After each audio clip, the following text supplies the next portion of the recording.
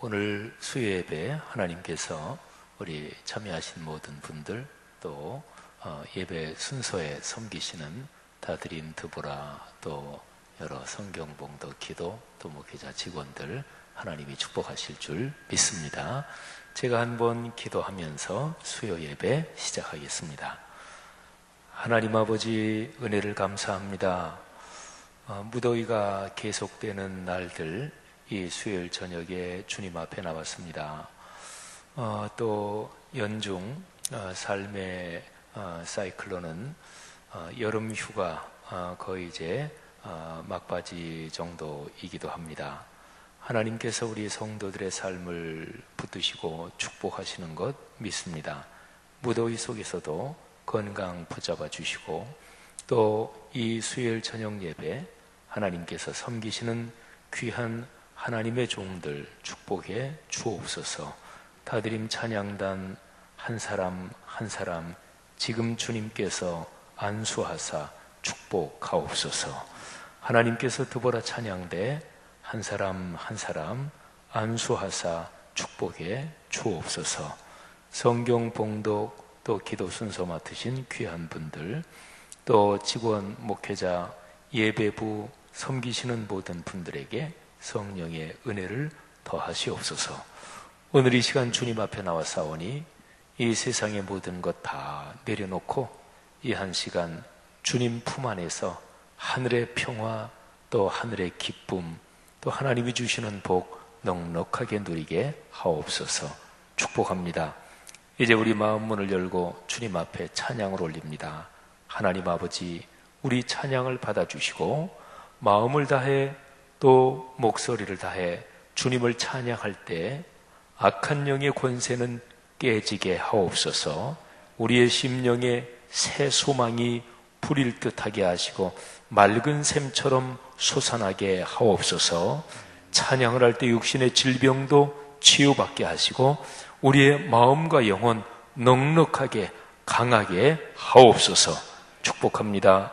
예수님 이름으로 기도 올립니다. 아멘. 아멘.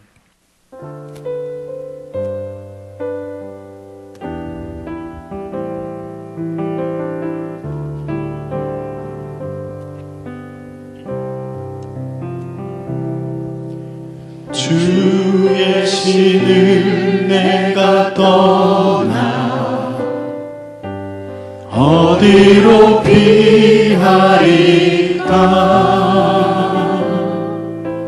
주는 모든 것 아시오니 어디로 다니리까. 내가 새벽낮에 치며 저 바다 끝에 거해도 어둠도 숨기지 못하리라. 주님의 손이 날 인도해. 주님은 내 모든 것을 지으신 분이시니 주님의 위대하심을 내가 고백하리까.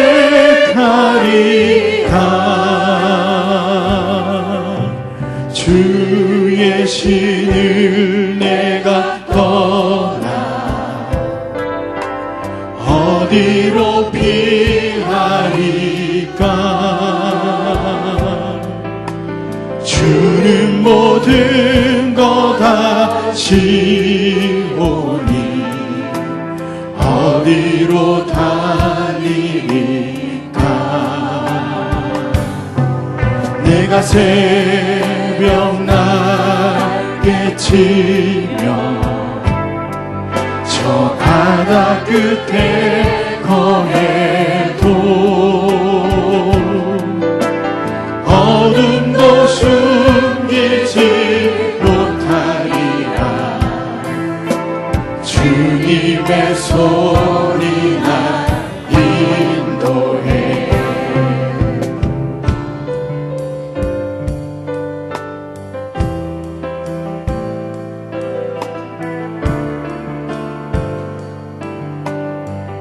주의 신을 내가 떠나 주의 신을 내가 떠나 어디로 피하리까 어디로 피하리까 주는 모든 것 다시 보니 어디로 다니리 내가 새벽 날개치며 내가 새벽 날개치며 저 바다 끝에 거해도 어둠도 숨기지 못하리라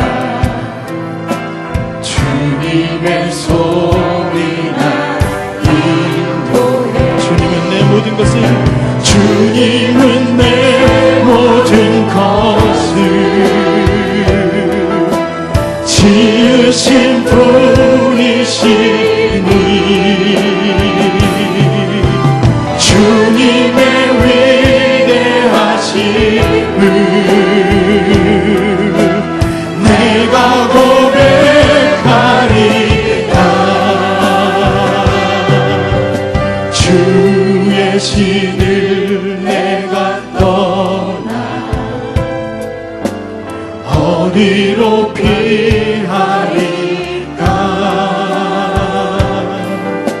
주는 모든 것 다시 보니 어디로 다니리까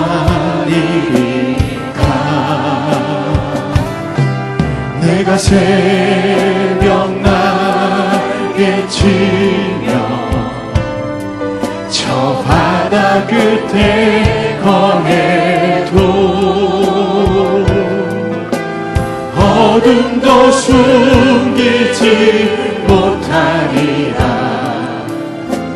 주님의 소리나 주님의 손이 날 인도해 주님의 소리나 주님의 손이 날 인도해 주님의 손이 날 인도해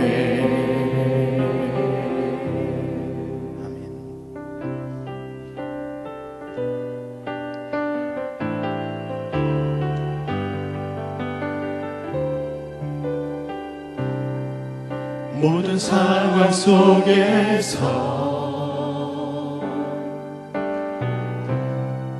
주를 찬양할지라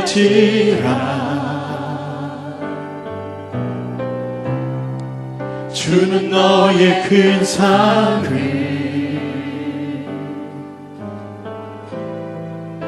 큰 도움이시라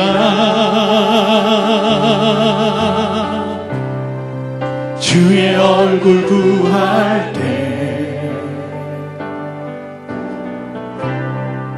주의 영을 부사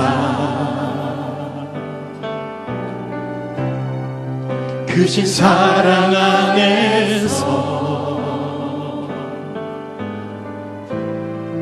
주를 보게 하소서 내 영혼이 확정되고 확정되어 싸우니 믿음에 눈들어 주를 바라봅니다 내 영혼이 확정되고 확정되어 싸우니 믿음에 눈들어 주를 바라봅니다 우리 다시 한번 처음부터 찬양합니다 모든 상황 속에서 모든 상황 속에 주를 찬양할지라 주를 찬양할지라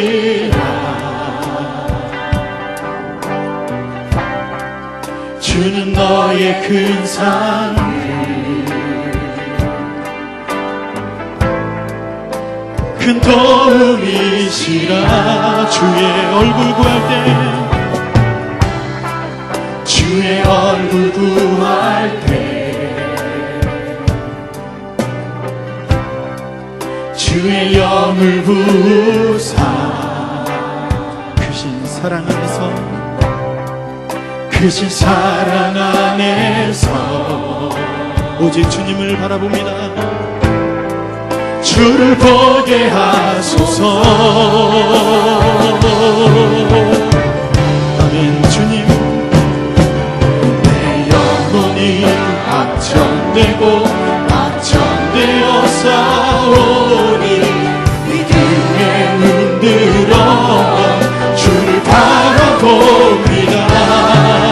내 영혼이 확정되고 확정되어 싸우니 믿음에 눈들어 주를 바라보니 주를 찬양할 때 주를 찬양할 때 주의 나라 임했네.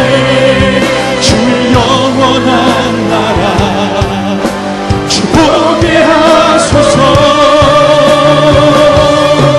내 영혼이 확정되고 확정되어 싸우니 믿음에 눈들어 주를 바라봅니다. 내 영혼이 확정되고 확정되어 싸우니 믿음에 눈들어 주를 바라봅니다. 우리 다시 한번 주를 찬양할 때 주를 찬양할 때 주의 나라 임했네. 주의 영원한 나라 주 보게 하소서. 내 영혼이 확정되고 확정되어 싸우니 믿음에 눈들어 주를 바라봅니다.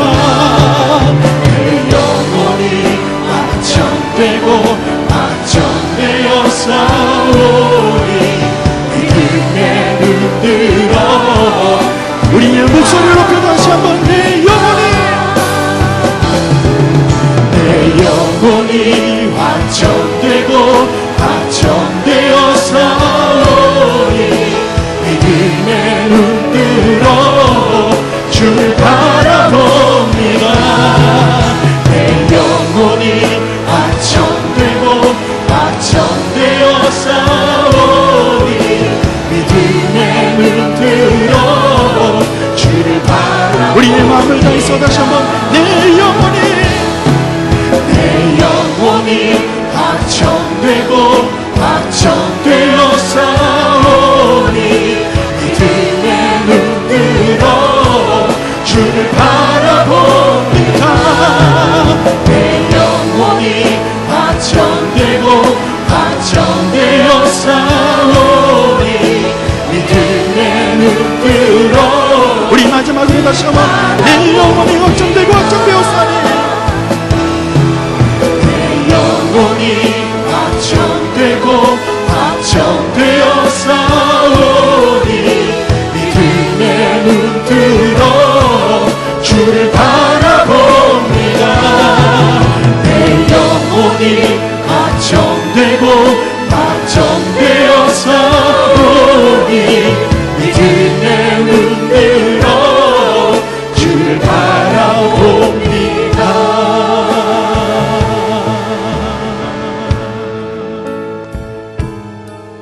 이 시간 우리가 예배 가운데 나올 때 하나님, 우리가 믿음의 눈으로 말씀을 듣기를 원합니다.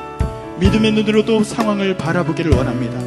목사님을 통해서 선포되는 말씀이 우리의 삶 가운데 능력이 되게 하시고 세우신 목사님을 붙들어 주셔서 말씀을 선포할 때 주의 성령의 도우심으로 말미암아 하나님의 복된 말씀을 선포할 때 능력이 나타날 수 있도록 인도하여 주시옵소서. 목사님을 중보의 위에 중보해 주시고 예배에 참여하는 우리 모두를 위해서 이 시간 합심해서 기도하겠습니다. 특별히 국내 선교를 위해서 애쓰고 있는 모든 우리 청년들과 우리 성도들에게 하나님의 능력이 임하기를 소원하면서 중보해 주시기 바랍니다. 우리가 합심하여서 기도하겠습니다. 하나님 아버지 감사를 드립니다. 주님께서 예배 가운데 함께하여 주옵소서. 아버지 하나님 어떤 상황 가운데 있더라도 주의 말씀 가운데 우리가 온전히 나아갈 수 있게 하시고 특별히 아버지 하나님 이 시간 목사님 통해서 하나님의 신령한 말씀을 들려주시되 아버지 하나님 우리가 주의 말씀을 들어가는데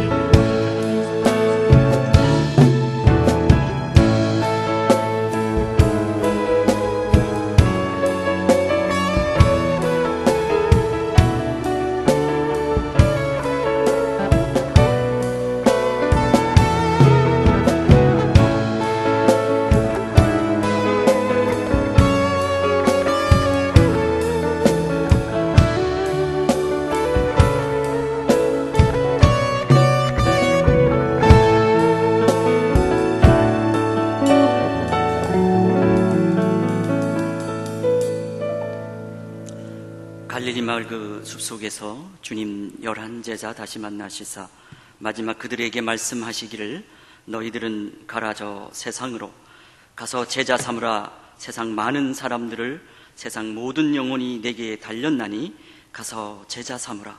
나의 길을 가르치라. 내가 너희와 항상 함께 하리라.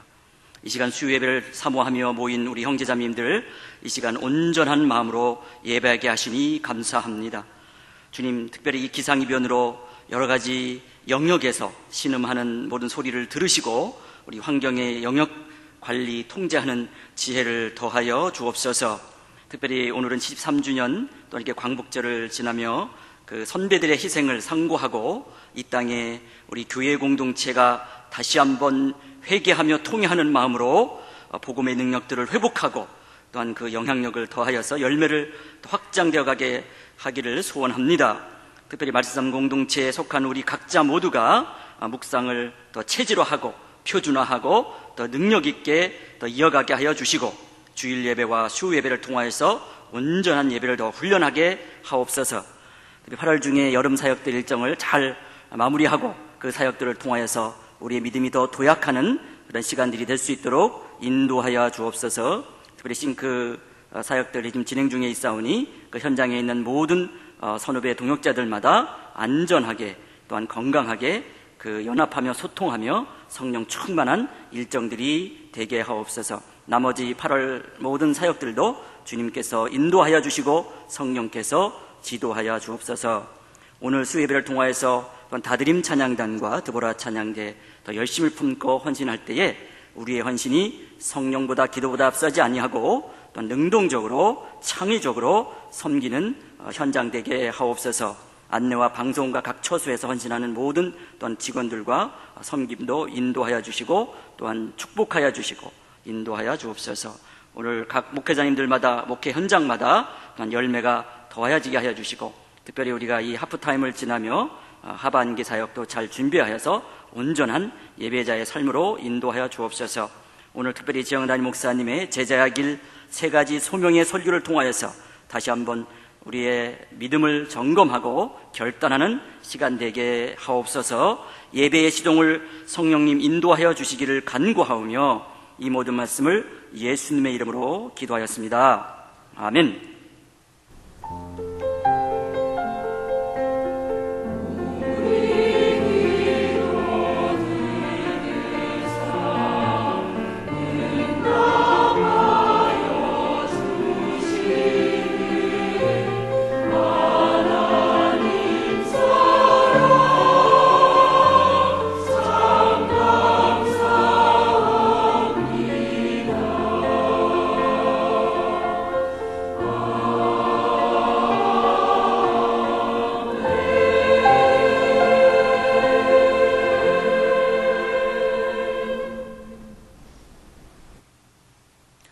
오늘 우리에게 주시는 하나님의 말씀은 4장 18절부터 25절까지입니다.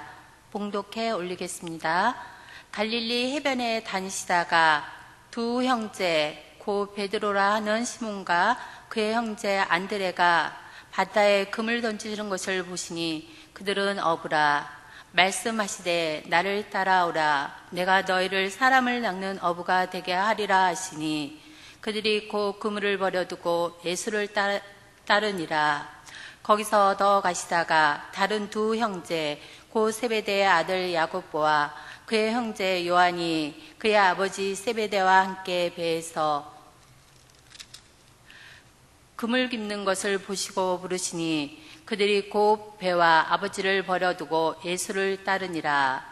예수께서 온 갈릴리에 두루 다니사 그들의 해당에서 가르치시며 천국 복음을 전파하시며 백성 중에 모든 병과 모든 약한 것을 고치시니 그의 소문이 온 수리아에 퍼진지라.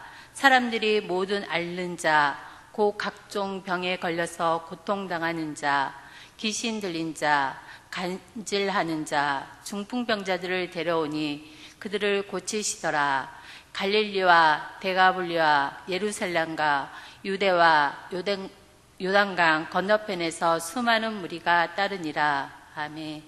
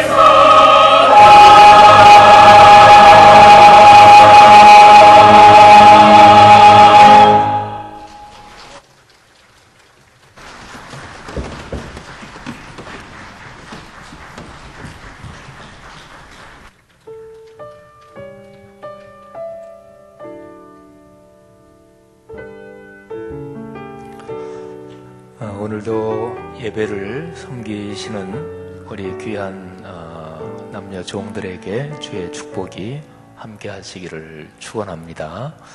우리 다드림 찬양단부터 또 우리 기도해 주신 우리 집사님, 또 말씀 봉독해 주신 집사님, 또 우리 더불어 찬양대, 또 모든 섬기시는 분들 주의 이름으로 축복합니다.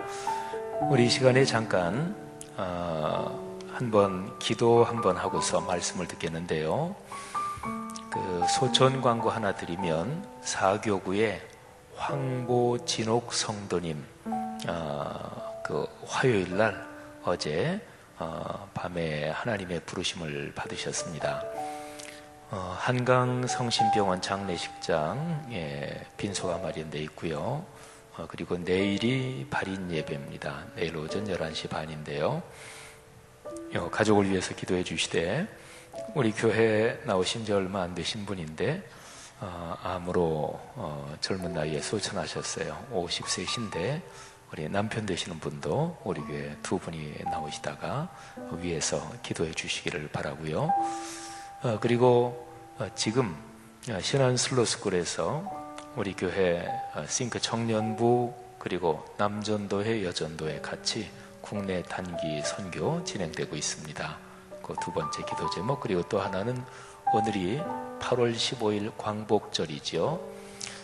광복절 73주년 되는 날인데 나라와 민족을 위해서 이 시간에 각별히 기도합시다. 그리고 우리나라가 역사 가운데 많은 어려움도 있었고 또 외침도 있었고 또 6.25 동란에 참혹한 비극도 있었는데 그런 모든 어려움 속에서 나라를 지킨 순국선열들, 그리고 피를 흘려서 나라를 지킨 그 순국선열들의 가족들, 후손들을 위해서 이 시간 기도하시면서 오늘날 세계 정세가 급변하는데 하나님, 대한민국이 뭐 땅덩어리가 세계적으로 아주 크고 인구가 아주 많지는 않지만 강한 나라, 넉넉하게 강한 나라가 되고 부유한 나라가 되되, 목표는 전 세계에 있는 어려운 나라들을 돕고 그리고 예수 그리스도의 복음을 전파할 수 있도록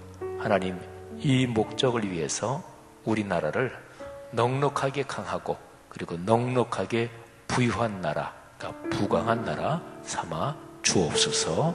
한번 마음을 합해 기도합니다. 세 가지 기도 제목 드렸죠. 소천하신 황보진옥 성도님, 또 그 남편을 위해서 기도하시고, 슬로스쿨 진행 중인 국내 선교사역, 그리고 나라와 민족을 위해서 다 같이 통성으로 한번 기도하겠습니다. 하나님 아버지, 은혜를 감사합니다. 오늘 우리가 주님 앞에 모여 예배하며 이 시간에 세 가지 기도 제목을 붙잡고 아버지 앞에 기도합니다. 먼저는 상을 당한 우리 귀한 가정, 내외간 우리 부인께서 하나님의 부르심을 받으셨는데 남편 윤종필 성도님을 하나님이 붙잡아 주옵소서. 신앙생활한 지 얼마 되지 않으셨는데 하나님, 부인의 장례를 치르면서 하나님의 은혜 체험하게 하시고 또 예수신앙도 굳건히 붙들 수 있도록 하나님께서 축복하시기를 원합니다. 모든 유족 또 모든 가족들 하나님이 위로 주시고 하나님의 능력으로 감싸안아 주옵소서. 집례하는 우리 김은 목사님, 또 귀한 교구 사역자들 축복하여 주옵소서. 하나님, 기도합니다. 하나님께서 지금까지 우리 교회 지키심을 감사하고 특별히 올여름 사역들 하나님이 이끌어 주셨습니다. 신안 슬로우스쿨에서 우리 싱크 청년부 그리고 남전도회 여전도회 연합회 함께 국내 선교 사역 진행하고 있습니다. 하나님, 김주성 목사님, 정의양 목사님 축복하시며 또 우리 강한일 목사님, 또 단장 한종국 장로님, 또 우리 전체 팀장 구하라 자매님 축복하여 주옵소서. 하나님, 슬로스쿨 우리 법인체 이사장이신 유명식 장로님을 축복하시고 하나님, 슬로스쿨을 통해서 기독교 대안학교 운동 새로운 길을 열도록 축복하여 주옵소서. 광복 73주년 되는 날입니다. 하나님, 이 나라의 민족 지켜주심을 감사하고 예수 복음 신앙 들어와서 이 나라의 민족 빛을 보게 하심을 감사합니다.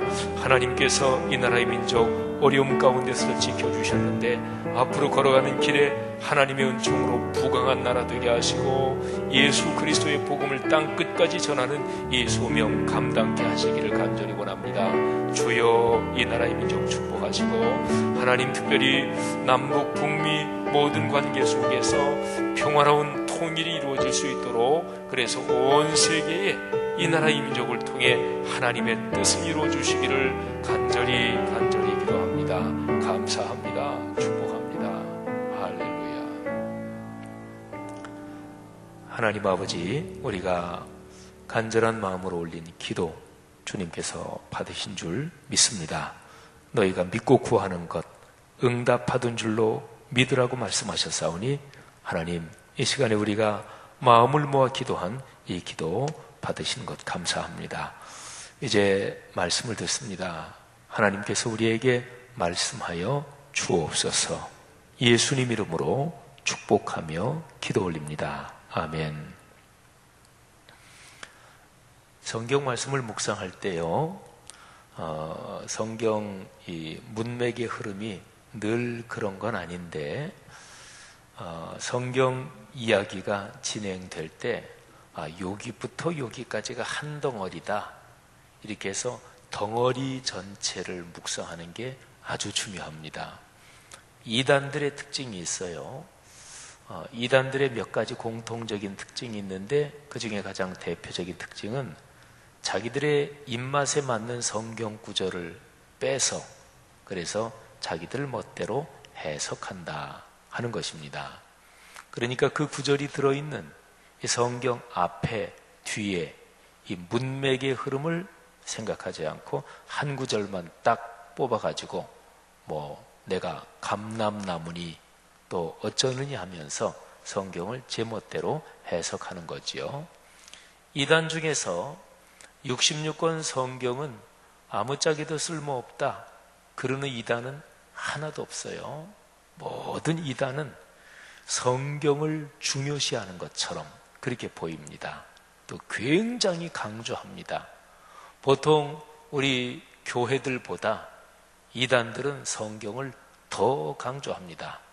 그런데 이제 성경을 자기들 멋대로 해석하는데 그 가장 대표적인 모습이 성경 구절을 문맥하고 상관없이 이렇게 쏙 빼가지고 해석을 하는 거지요.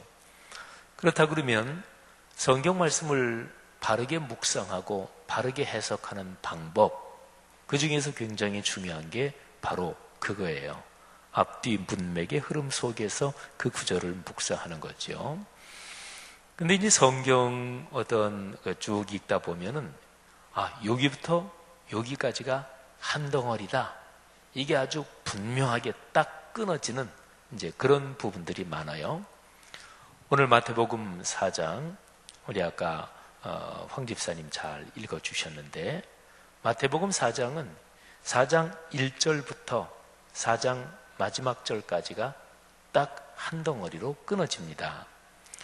5장으로 넘어가면 예수께서 무리를 보시고 산에 올라가 앉으시니 제자들이 나온지라 입을 열어 가르쳐 이르시되, 그러니까 산상설교가 5장 1절부터 시작이 돼요. 장소도 바뀌는 거죠. 예수님께서 산에 올라가셨다. 산에서 장면이 진행이 됩니다. 그러니까 이제 4장 마지막 5장 처음 여기는 딱 끊어지죠. 그리고 3장 마지막 부분 그리고 4장으로 넘어갈 때도 이게 장면이 딱 끊어집니다. 4장 1절에 보면 그때 예수께서 성령에게 이끌리어 마귀에게 시험을 받으러 광야로 가사, 4장 1절 딱 시작되면서 예수님께서 마귀에게 시험을 받으러 광야로 나가시는 장면이 시작되는 거죠. 이렇게 보면 4장 1절부터 마지막 절까지 4장은 딱 한 덩어리죠. 그죠? 그런데 이 4장에서 굉장히 유명한 구절이, 물론 마귀에게 시험을 받으시는 장면이 4장 1절부터 11절까지고요. 그 다음에 12절부터 17절은 예수님께서 당신의 사역을 시작하시면서 제1성, 제일 첫 번째 메시지, 그게 이제 거기에 나옵니다. 회개하라, 천국이 가까이 왔느니라, 이 구절이. 그리고 나서 18절부터 22절까지 오늘 설교 본문이죠. 여기에 보면 예수님이 제일 첫 번째로 제자들을 부르시는 장면이 나옵니다. 4명 불러요. 근데 2명이 형제간입니다. 베드로, 안드레 형제간이죠. 그리고 야고보, 요한. 그 다음에 이제 23절부터 25절까지는 예수님께서 무슨 일을 하셨는지 그게 기록이 되어 있습니다. 오늘 설교 제목이 예수님의 3대 사역, 이런 표현이 들어가 있죠. 3가지 사명, 이게 바로 이제 예수님의 3대 사역을 말씀하는 거예요. 그 제일 핵심적인 구절이 23절입니다. 자, 23절 한번 보십시다. 23절 말씀을 저하고 여러분이 같이 봉독하겠습니다. 예수께서 온 갈릴리에 두루 다니사 그들의 회당에서 가르치시며 천국 복음을 전파하시며 백성 중에 모든 병과 모든 약한 것을 고치시니. 아멘. 자, 그 23절을 9절을 한번 이렇게 들여다보시지요. 거기에 보면 예수님께서 이 지상에 계실 때 하셨던 3가지 일이 아주 명백하게 기록이 되어 있습니다. 자, 첫째가 뭡니까? 가르치시며, 그죠? 회당에서 가르치시며, 예수님은 가르치셨습니다. 그 다음에 2번째가 뭔가요? 전파하시며, 천국 복음을 전파하시며. 그 다음에 3번째가 그 뒤에 이어져 나오죠. 3번째는 고치시니, 모든 병과 모든 약한 것을 고치시니, 이렇게 되어 있죠. 이 3가지가 예수님께서 이 세상에 계실 때 예수님이 무슨 사역을 하셨나 이렇게 물으면 이 3가지로 대답하면 됩니다. 4장 23절하고 같은 내용이 이 마태복음의 이야기 진행에서 보면 9장 35절에도 같은 내용이 나와요. 예수님은 가르치셨고 전파하셨고 그리고 고치셨습니다. 영어로 한번 말해보면 teaching, 가르치신 거죠. preaching, preach 하면은 이게 설교하다 이런 뜻도 있는데 전파하다, 선포하다 이런 거죠. 그리고 preaching. 그리고 3번째는 고치셨다, 치유하셨다. 이거는 영어로 healing이죠. healing. 예수님의 3대 사역이 그렇게 되는 거죠. teaching, preaching, healing. 가르치시며 그리고 전파하시며 또는 선포하시며 그리고 고치셨다. 이렇게 되죠. 이 3가지를 짤막하게 한번 그 내용을 들여다보면 예수님은 가르치셨습니다. 하나님의 뜻을, 그리고 하나님의 말씀을 가르치셨습니다. 바로 이제 마태복음 5장으로 넘어가면 예수님께서 가르치신 모든 가르침 중에서 제일 보석 같은 가르침, 가장 빼어난 가르침이 5장, 6장, 7장에 묶여져 있습니다. 그래서 산 위에서 가르치셨기 때문에 보배로운 가르침, 보훈인데 산상보훈, 또는 빼어날 숫자를 써서 가장 빼어난 가르침, 수훈, 그런데 산 위에서 가르치셨으니까 산상수훈 이렇게 표현하죠. 또는 산상설교 이렇게도 편리하게 얘기하기도 합니다. 그러니까 예수님은 가르치셨다. 근데 바로 이제 5장으로 넘어가면 예수님이 가르치신 그 묶어놓은 말씀 덩어리가 5장, 6장, 7장에 기록이 되어 있는 거지요. 예수님은 그 당시 유대인들에게 랍비로 불렸습니다. 랍비는 유대 사회에서 하나님의 말씀을 가르치는 영적인 스승, 선생님이죠. 예수님은 정통 랍비 교육은 받지 않으셨어요. 그래서 예수님이 당신의 태어난 곳 나사렛 회당에서 가르치시고 그러실 때 예수님이 어렸을 때부터 잘하는 것을 본 사람들이 아니 저 사람 요셉의 아들 아니냐? 아니 저 사람이 특별히 전문적인 무슨 랍비 교육도 받은 게 아닌데 저 사람의 저런 지식이 어디서 났지? 이런 장면이 성경에 기록이 되어 있습니다. 근데 예수님이 워낙 뛰어나게 가르치시니까 그 당시 사람들이 예수님을 랍비 이렇게 부르죠. 랍비의 제일 첫 번째 소명은 아주 정확합니다. 하나님의 말씀을 가르치는 것입니다. 근데 예수님 당시 하나님의 말씀 그러면 이미 구약 성경이 있었어요. 신약은 물론 아직 기록되지 않았죠. 신약은 예수님의 사역 다 하시고 돌아가시고 부활하시고 승천하신 뒤에, 그리고 나서도 이제 횟수가 좀 흐르면서 그러면서 예수님의 행적, 예수님이 이런 가르침 가르치셨지 그러면서 이제 글로 기록이 되기 시작하고, 그것이 나중에 이렇게 묶여서 그래서 이제 신약 성경이 형성되는 거예요. 예수님 시대 하나님의 말씀 그러면 오늘날 우리가 가지고 있는 것으로는 구약 성경을 말합니다. 그러니까 랍비의 제일 최고 말하자면 소명은 바로 구약 성경, 성경의 말씀을 가르치는 거예요. 예수님도 역시 마찬가지셨습니다. 근데 이제 중요한 게 예수님 당시에 수많은 랍비들이 있었고, 그리고 바리새인들은 바로 성경을 깊이 연구하고 성경 말씀에 목숨을 건 사람들이었거든요. 근데 중요한 거는 하나님의 말씀을 묵상하고 해석해서 가르치는데 이거를 제대로 가르쳐야 되잖아요. 근데 그들이 만일에 제대로 가르쳤고, 그리고 하나님의 말씀 속에 있는 뜻이 제대로 펼쳐지고 제대로 작동했다면 아마도 하나님의 아들 예수 그리스도께서 세상에 오실 필요가 없었을 것입니다. 근데 하나님의 뜻이 자꾸만 왜곡됐어요. 자꾸 꺾였고요. 그리고 종교 권력이 되고, 하나님께서 명시적으로 말씀을 주셨는데 그 말씀을 자꾸 왜곡시켰단 말이에요. 그래서 하나님께서 직접 사람 몸을 입고 세상에 내려오신 거예요.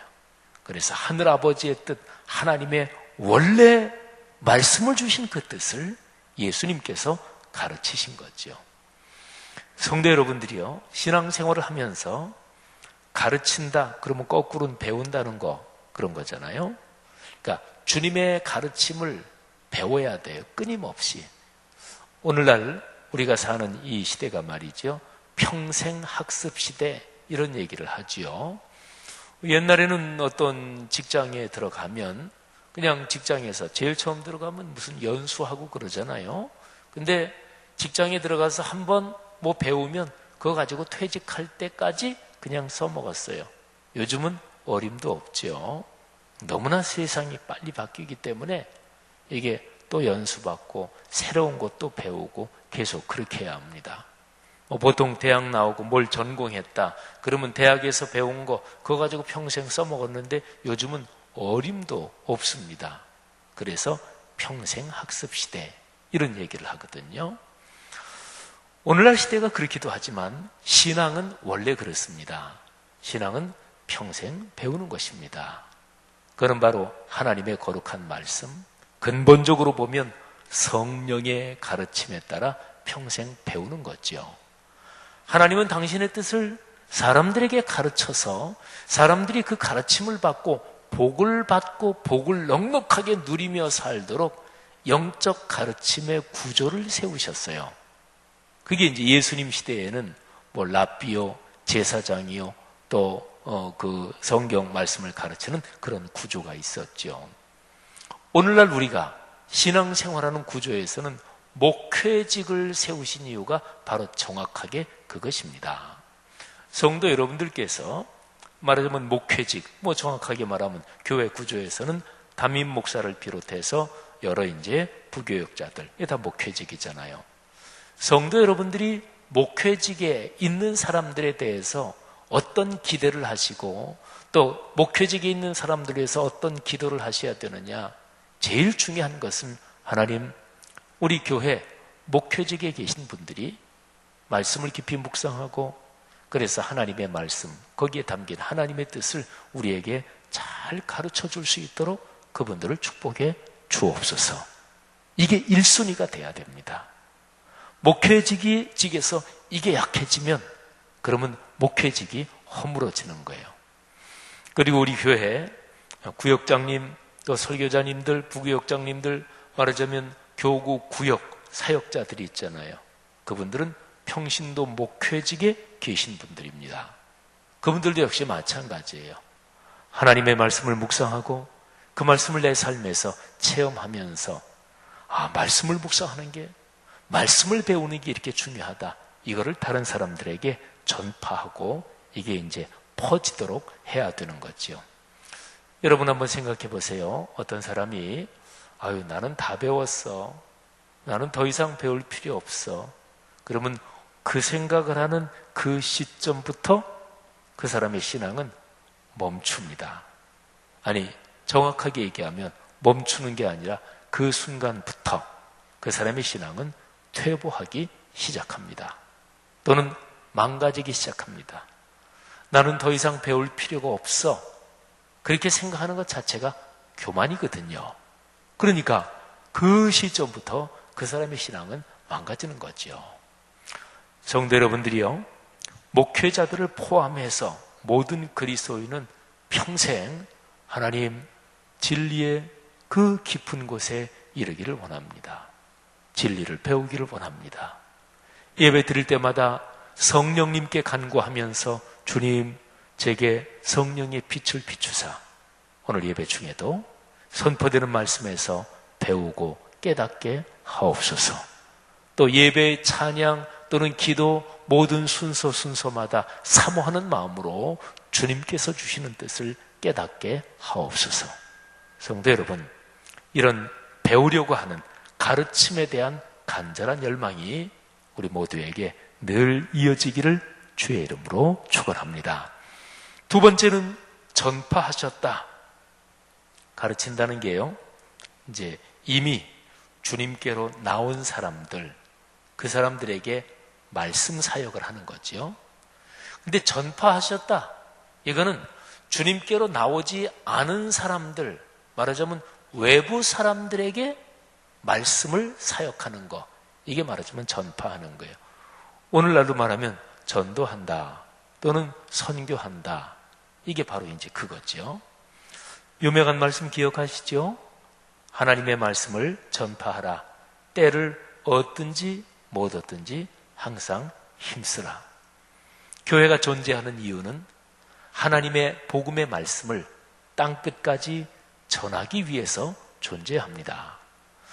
그리스도인의 신앙이 건강한지, 그 사람의 신앙이 건전한지 이거를 알아보는 방법은 한 개인을 놓고 볼 때도 그렇고 가정을 놓고 볼 때도 그렇고 내 가문의 축복을 간절히 원한다면 그 면을 검토할 때도 역시 마찬가지입니다. 예수 그리스도의 복음을 땅끝까지 전하는 일에 나 개인과 내 가정, 내 가문이 어떻게 연결되어 있는지 이거를 점검하고 체크해야 합니다.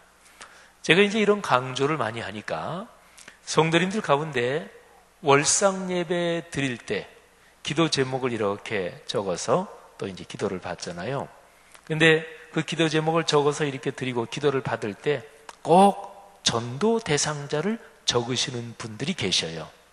그건 참 귀한 것입니다. 하나님, 내가 이분들을 꼭 전도하게 해 주십시오. 그리고 이제 가정적인 기도 제목도 적는 거지요. 여러분, 지혜로운 거예요. 내가 어떤 영혼을 구원하기 위해서 영혼을 구원하기 위한 어떤 대상자를 늘 마음에 품고 살아가는 것, 이게 바로 예수님이 천국 복음을 전파하신다, 여기 동참하는 거죠. 자녀들에게 이런저런 얘기를 하고 부모들은 다 잔소리 하잖아요. 또 할아버지 할머니는 내 손녀 손자 잘 되기를 간절히 원하고, 근데 아들 딸 손녀 손자들에게 얘들아, 인생의 목적은 너희가 어떤 직장을 가지고 살든지 예수 그리스도의 복음을 늘 땅끝까지 전하는 것이다. 그러니까 성도로서 살아가면서 교회는 우리 교회도 무슨 소울 사역, 희년 사역, 선교 헌금들이 있잖아요. 거기에 적어도 한 가지는 내가 참여하고 있어야 돼요. 한 달에 5,000원도 괜찮습니다. 10,000원도 괜찮습니다. 예수 그리스도께서 말씀하시기를 물질이 있는 곳에 너희 마음이 있다, 이렇게 말씀하셨거든요. 내가 누구를 사랑하면 그걸 한번 보려면 가장 간단한 방법은 그 사람 위해서 돈 쓰나 이거 보면 압니다. 돈 쓰면 그거 사랑하는 거 맞아요. 근데 사랑한다 그러면서 돈은 전혀 안 쓴다? 그 거짓말입니다. 사랑하는 거 아니에요. 사람이 살면서 물질 돈은 얼마나 중요합니까?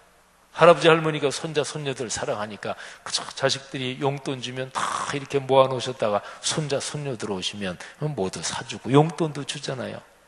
사랑하면 내가 거기에 물질을 쓰게 돼 있어요.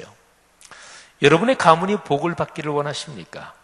그러면 이런 기도는 가문을 위해서 기도할 때마다 반드시 기도하세요. 하나님, 예수 그리스도께서 언제 재림하실지 알지 못하지만 주 예수 그리스도 재림하실 때까지 계속해서 이어질 우리 가문이 주님의 복음을 땅끝까지 전하는 일에 크게 쓰임받는 가문 되게 하옵소서.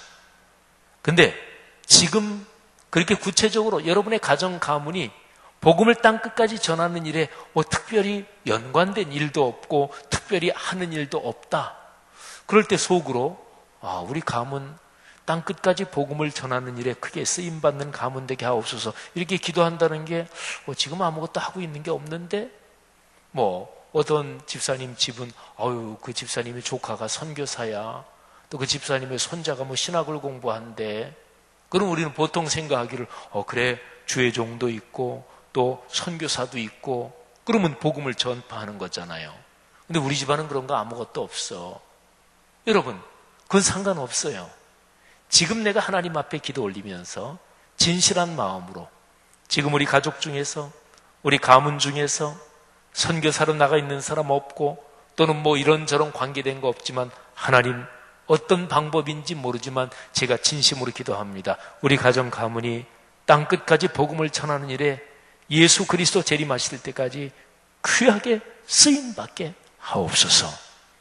그러다 보면 예를 들면 하나님 우리 가정 한 3대 안에 어디 선교지에 우리 가정이 가문이 단독으로 교회 하나 개척하게 하옵소서.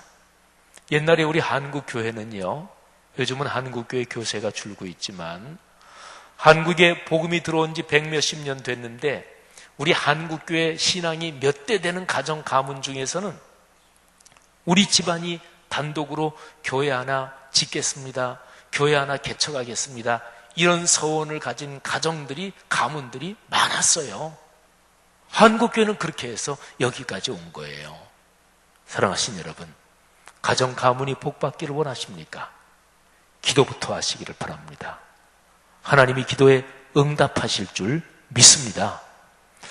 세 번째는 예수님께서 고치셨다 그랬잖아요. 근데 여기에 고치셨다는 게, 고치셨다 그러면 얼른 우리는 병 고침이고 얼른 생각하잖아요. 근데 여기 정확하게 표현을 보면 모든 병과 모든 약한 것을 고치셨다. 자, 모든 병, 이거는 쉬우니까 놔두고요. 모든 약한 것, 이게 무슨 뜻일까요? 어떤 사람이 마음이 약해 이런 말 쓰잖아요. 그 사람의 마음을 강하게 하는 거예요. 근심 걱정 때문에 잠을 못 자, 그 사람을 강하게 하는 거예요. 어떤 사회에서 어떤 어려운 사람들이 너무나 많아. 근데 그 어려운 사람들이 어떻게 도움받을 길이 없어. 그 사회가 약한 거잖아요. 그래서 어려운 사람들, 그 사람들을 좀 제대로 먹고 살 수 있도록 좀 도와주고, 그래야 그 사회가 건강해지잖아요. 그죠? 예를 들어서 어떤 사회에서요, 아이들이 어렸을 때 자랄 때 태어나서부터 한 5살까지 영양 공급이 제대로 안 되잖아요. 그러면 그 아이들의 뇌가 제대로 성장을 못해서 장애를 입게 돼요. 그럼 평생 장애인으로 살아가게 돼요. 그러면 그 사회에서 그 어떤 한 아이가 장애인으로 살아간다. 그러면 그 아이가 쭉 자라가는데 그 아이에게 들어가는 그 사회 전체가 감당해야 될 비용이 이게 커져요. 그러니까 태아부터 한 5살까지의 이 아이들에 대한 교육이 무지무지하게 중요합니다. 이 아이들에게 제대로 투자하면, 이 아이들이 잘 자라면 그 사회에서 아주 경제적으로 쉽게 얘기하면 돈을 많이 벌 수 있는 능력을 가지면서 자라게 되면 그 사회에 공헌하게 되잖아요. 근데 요 가장 어렸을 때 투자를 잘 못하면 이 아이들이 삐뚤어 자라면 사회적으로 범죄를 일으킨다.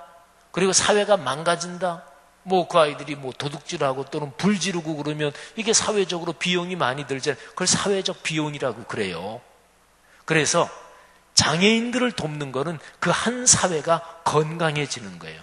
그 사회에서 제일 가난한 사람, 제일 어려운 사람, 이 사람들을 돕는 거는 그 사회 전체가 건강해지게 만드는 거예요. 사람이 뭐 지렁이도 밟으면 꿈틀한다 그러는데 사람이 죽을 지경이다.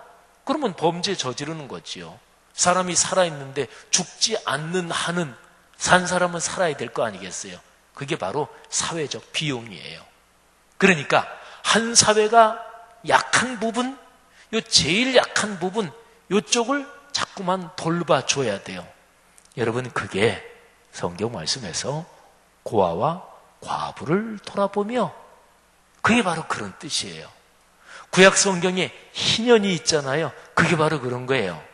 구약 성경에 보면 추수할 때 이렇게 이제 밭이 있으면 요 모퉁이까지 싹 베지 말아라. 대강 베고 모퉁이 같은 데 좀 놔둬라. 또 이렇게 추수하다가 땅에 떨어지니까 싹 주워가지 말아라. 그냥 놔둬라. 왜요? 그거는 경제적으로 어려운 사람들이 그거 좀 이렇게 먹고 살도록. 구약 성경에서 굉장히 중요한 명령이 그 사회에서 경제적으로 어려운 사람들이 먹고 살 수 있도록 그 사람들을 돕는 것, 이게 구약 성경에서 무지무지하게 중요한 계명이에요. 왜 그럴까요? 이스라엘 백성, 하나님의 백성, 그 사회 전체가 건강하게 되도록 여러분 어려운 사람 도와야 되는 이유가 그거예요. 그리고 북한을 돕는 데서 북한의 어린아이들이 태어나서부터 어린 시절 자랄 때 그 아이들에게 영양분이 충분히 공급되도록 하는 게 바로 그런 이유입니다. 사랑하신 여러분, 오늘 여기 예수님께서 고치셨다. 이거는 뭐 개인적인 병 고침부터 시작해서 이렇게 사회 전체를 건강하게 하는 이런 모든 게 다 포함됩니다. 예수님의 3대 사역을 우리 교회가 사역하고 있는 그거로 한번 바꿔보면 가르쳤다. 그거는 교육입니다. 그 다음에 전파했다, 선포하셨다. 이거는 선교입니다. 그리고 고치셨다. 이거는 남을 돕고 어쩌고 하는 거니까 이게 봉사입니다. 그래서 우리 교회에서는 교육위원회, 선교위원회, 봉사위원회가 있죠. 이 세 가지 사역은 굉장히 어려운 것들이에요. 근데 예수님이 이 어려운 걸 어떻게 잘 감당하셨을까? 근데 예수님은 성경에 보면 늘 새벽에 또는 어떨 땐 밤이 맞도록 하늘 아버지를 만나시고 하늘 아버지와 교제하셨어요. 기도하셨단 말이에요. 그래서 하늘 아버지로부터 힘을 얻으셨어요. 하나님을 만난다. 이거를 가리켜서 예배라고 그래요. 예배의 핵심은 하나님을 만나는 거니까. 여러분, 어려운 일을 어떻게 계속 감당할 수 있을까요? 그건 힘을 얻어야 돼요. 어디서 동력을 얻어야 돼. 에너지를 얻어야 돼요. 예수님께서 가르치셨다, 전파하셨다, 고치셨다. 교육, 선교, 봉사, 이거 다 어렵거든요. 근데 예수님이 이 사명을 끝까지 잘 감당하셨는데 그 길은 하늘 아버지와 연결된 끈이 끊어지지 않았고 여기서 강력한 하늘의 힘을 계속해서 공급받을 수 있어서 그랬던 거예요. 이게 바로 하나님을 만나는 거, 그게 바로 예배거든요. 우리 교회 사역에서는 그게 예배위원회 이렇게 되는 거예요. 그래서 예수님의 3대 사역 또는 3가지 사명은 바로 이건데 거기에 이게 기록되어 있지는 않지만 마태복음의 전체 문맥에서 보면 하나님을 만나는 거, 예배가 같이 포함된다 그런 거죠. 성도 여러분, 오늘 제 설교 본문은 지금 설명드린 23절 그 앞에 제자들을 부르는 거기에 이제 연결되어 있죠. 예수님이 베드로, 안드레, 그리고 야고보, 요한 네 제자, 최초의 제자죠. 그리고 이제 이런저런 제자들을 더 부르고, 그래서 핵심 멤버가 12명, 또 12명 외에도 70명 정도의 핵심 멤버들이 있었고, 이제 따르는 사람들이 있었죠. 그 모든 사람을 넓게 다 제자라고 부를 수 있어요. 예수님이 제자들을 왜 부르셨을까요? 제자들은 무슨 일을 해야 되는 것일까요? 당연하죠. 예수님이 하신 이 3가지 일을 해야 돼요. 그래서 우리 교회 사역에서 예배, 선교, 교육, 봉사 이 위원회 안에 이런저런 부서들이 있고 그렇잖아요. 그런데 이제 부서에서 내가 사역하고 봉사하는 게 바로 그런 거예요. 그런 거 외에 인사위원회, 재정위원회, 관리위원회, 기획위원회, 인사재정관리기획 이런 위원회도 있는데 이거는 이제 인간사회 어느 집단이나 다 그런 기능이 필요한 일반 행정적인 기능이다. 이렇게 보시면 되는 거죠. 성도 여러분, 여러분이 걸어가시는 삶의 길에 여러분의 가정 가문이 주님께서 말씀하신 이 세 가지 사명 잘 감당할 수 있기를 주의 이름으로 축복합니다. 그리고 그걸 감당할 수 있는 힘은 어디에서 온다고요? 예배, 주님 만나는 데서 오는 거죠. 그리고 이 모든 것이 바로 66권 성경의 가르침, 이게 이제 근원이고 이게 젖줄이고 그리고 여기가 바로 발원지입니다. 하나님의 말씀 성경 이거를 묵상하고 배우면서 또 그 말씀을 실천하면서 우리는 복을 누리는 거죠. 그런 복이 가정 가문 걸어가면서 계속해서 더 커지기를 바랍니다. 축복합니다. 기도하겠습니다.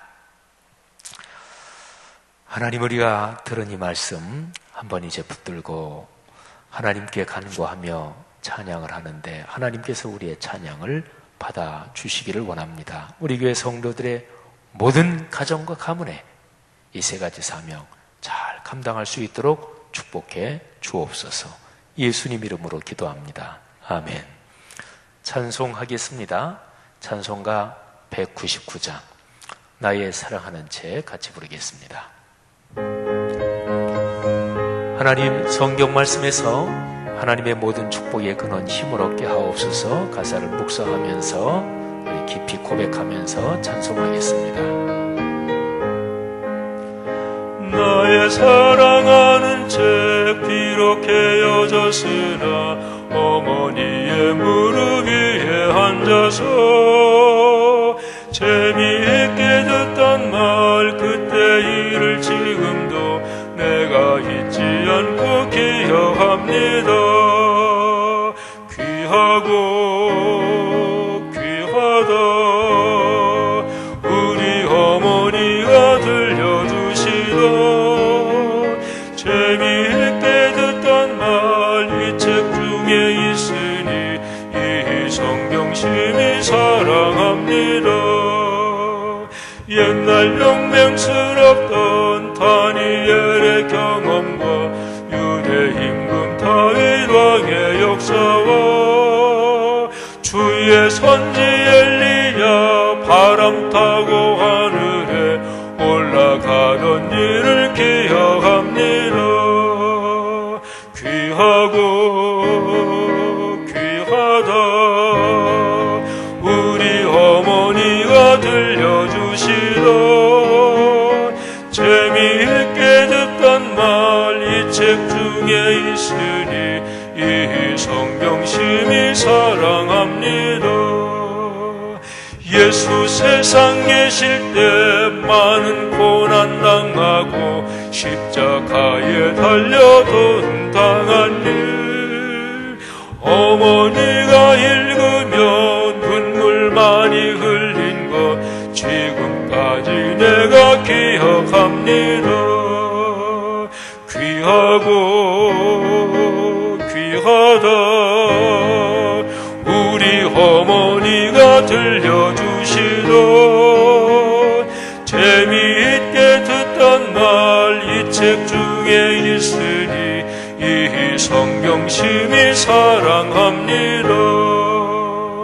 그때 일은 지나고 나의 눈에 환하고 어머니의 말씀 기억하면서 나도 시시때때로 성경 말씀 읽으며 주의 뜻을 따라 살려 합니다. 귀하고 귀하다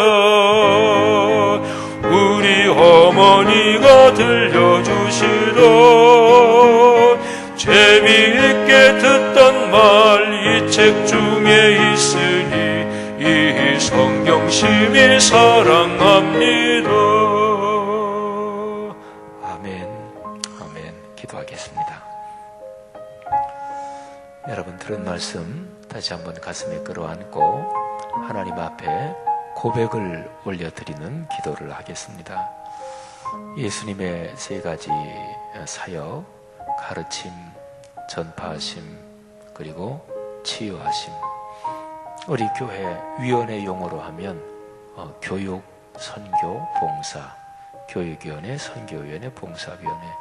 여러분이 교회 안에 부서나 기관 어디에 소속이 되어 계십니까? 남전도회, 여전도회, 안수집사회, 성로회 모든 자치기관들은 다 선교위원회 소속이에요. 그러면 여전도회, 남전도회 활동하는 것은 선교적인 활동에 참여하고 헌신하게 되는 거죠. 교회라는 조직이 그냥 교회 의례 그렇게 되어 있나 보다 이렇게 생각하셔도 그게 아닙니다. 다 성경에 근거해서 교회 조직이 그렇게 되어 있고, 근데 이제 늘 성경의 근거가 어떻게 되지? 이거를 자꾸 돌아봐야 돼요. 안 그러면 교회 조직이 세상의 다른 인간적인 조직처럼 그렇게 굳어져 버리고 원래 소명을 잃어버리는 거죠. 오늘 우리가 그거를 다시 한번 그 근거를 살펴본 거예요. 하나님, 교육, 선교, 봉사, 그리고 이 세 가지를 위한 힘을 얻는 예배 중심, 이 일을 감당케 하옵소서. 내 가정 가문 그렇게 축복하옵소서. 다 같이 하나님 앞에 고백하며 잠시 통성으로 기도합니다. 하나님 아버지, 은혜를 감사합니다. 오늘 들은 말씀 붙잡고 이 시간에 다시 한번 고백하며 기도합니다. 아버지, 우리 교회 사역 부서 이름으로 하면 예배, 선교, 교육, 봉사 각 위원회, 그 위원회 안에 소속되어 있는 모든 부서, 기관들 하나님이 축복해 주시기를 간절히 원합니다. 아버지 하나님, 성령께서 붙잡아 주시고 하나님의 거룩한 종으로 이 모든 사역 하나님께 영광을 돌리게 하옵소서. 아버지 하나님, 귀한 장로님들부터 우리 권사님들, 안수집사님들, 또 서리집사님들, 모든 청년들, 어린아이들, 우리 교회 연세 많으신 어르신부터 우리 어린아가 태아 이르기까지 주 예수께서 하셨던 세 가지 사역, 또 예배를 통해 하나님 만나는 것을 통해 힘을 얻으셨던 그것처럼 우리도 그렇게 인생길을 걸어가고 우리의 가정 가문이 그렇게 하나님을 섬길 수 있도록 축복해 주옵소서. 예수 그리스도께서 다시 오시겠다고 말씀하셨사오니 주의 재림을 믿습니다. 그런데 언제 재림하실지는 저희는 아무도 알지 못하고 다만 재림을 기다리며 주께서 맡기신 사명 잘 감당하도록 축복해 주옵소서. 성도들의 가정 가문을 굳건하게 하시고 병약한 성도를 지금 안수하사 고치시며 이 경제적으로 약한 가정에게 하나님께서 경제적인 축복의 문을 활짝 열어주시며 하나님의 사회적으로 성취하게 주님께서 축복해 주시기를 간절히 기도합니다.